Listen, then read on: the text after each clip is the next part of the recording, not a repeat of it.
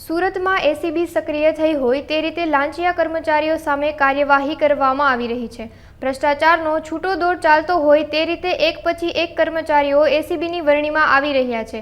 ત્યારે આ વખતે સુરત મહાનગરપાલિકા ઉધના ઝોનના 2 ક્લાર્ક 35,000ની લાંચ લેતા ઝડપાયા હતા। આ કારણે વિભાગ ઝોનમાં ફરજ બજાવતા જિગ્નેશ કુમાર પટેલ અને મેહુલ કુમાર પટેલ વેરો રિક્વિઝેશનની કાર્યવાહી કરવા લાંચ માંગતા ઝડપાયા હતા। અત્રે ફરિયાદ મળેલી કે ઉધના જાન સુરત મહાનગરપાલિકા વહીવટી ક્લાર્ક તરીકે ફરજ બજાવતા જિગ્નેશ પટેલ તેમજ મેહુલ પટેલ જે બંને ક્લાર્ક તરીકે ફરજ બજાવે છે, વર્ગ 3ના અધિકારી છે બંને। એમાં જિગ્નેશનો પગાર 35,000 છે તથા મેહુલનો પગાર 36,000 રૂપિયા છે।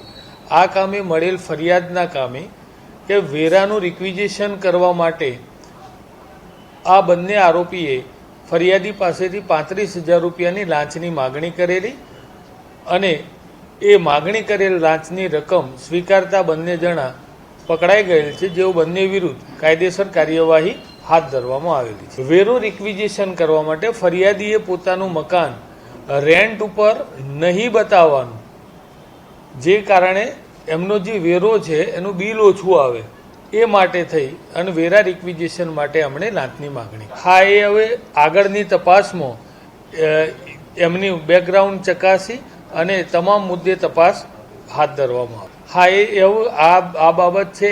અમે જે બી તપાસમાં જે વિગતો સામે આવશે એ વિગતો ફરીથી તમારી સમક્ષ અમે રજૂ કરશું।